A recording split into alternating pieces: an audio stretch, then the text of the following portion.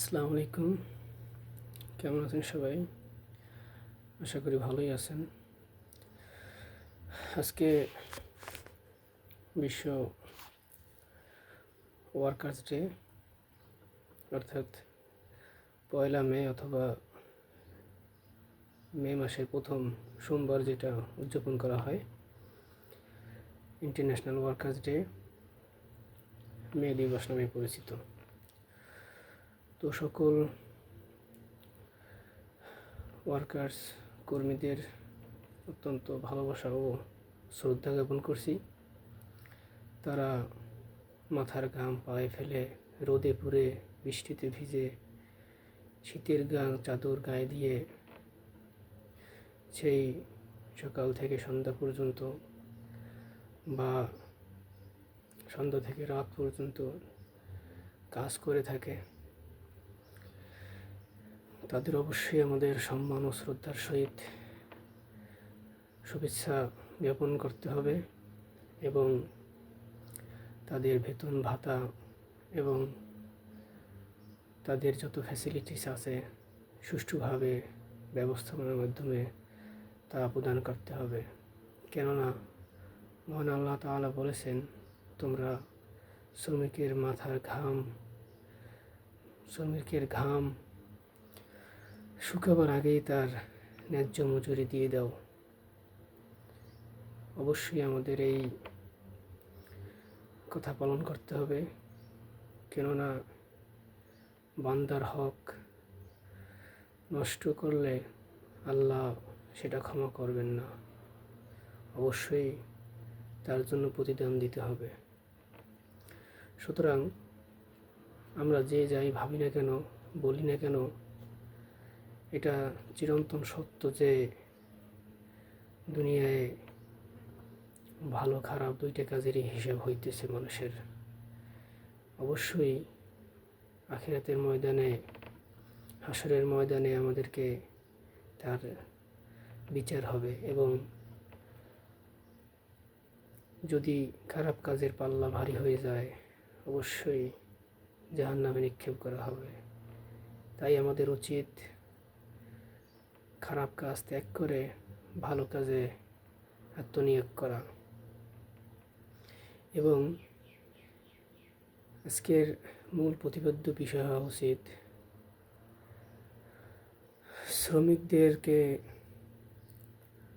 শ্রমিক বান্ধব মালিক চাই, শাসক হয়ে শোষক নয়। তাই যাতে করে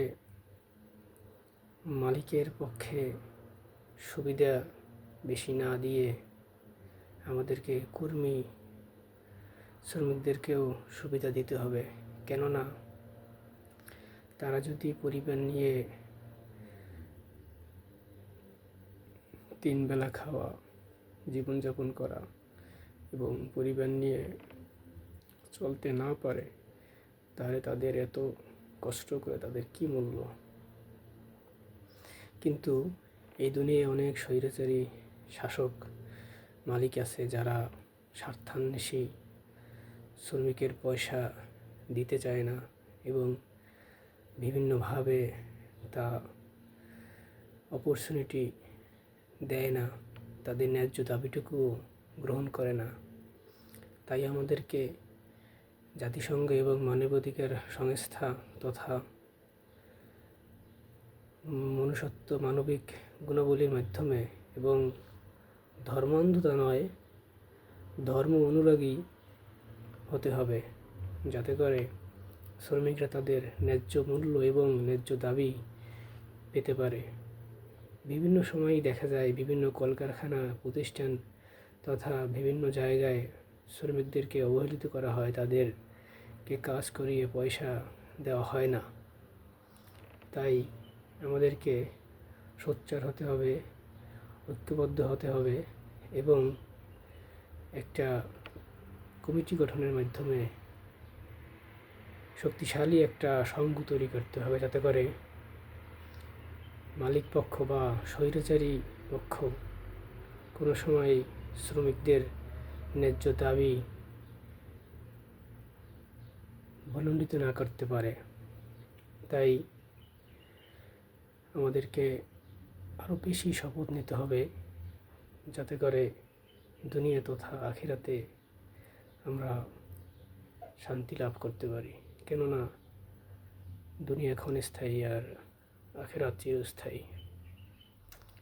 তাই বর্তমান দেশ তথা বিদেশের মধ্যে যে সকল কর্মকাণ্ড আমরা লক্ষ্য করতেছি তা খুবই দুঃখজনক এবং পরিতাপের বিষয়।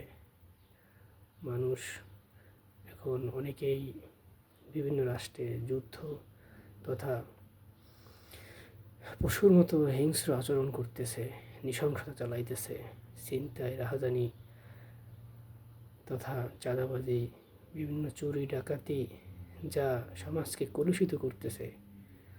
তাই যারা এসব কাজ করতেছে তাদেরকে অতি সত্বর চিহ্নিত করে তদন্তের মাধ্যমে বিচারের আওতায় আনতে হবে। তা না হলে সমাজ আরও কলুষিত হয়ে যাবে এবং সরকার হবে একটা মূল্যহীন সরকার। তাই অত্যন্ত যত্নশীল এবং সুপরিকল্পনা তথা সুষ্ঠু ব্যবস্থাপনার মাধ্যমে আমাদেরকে সামনে অগ্রসর হতে হবে, যাতে করে ভবিষ্যৎ প্রজন্ম তথা আমরা সকলেই কল্যাণের পথে চলতে পারি।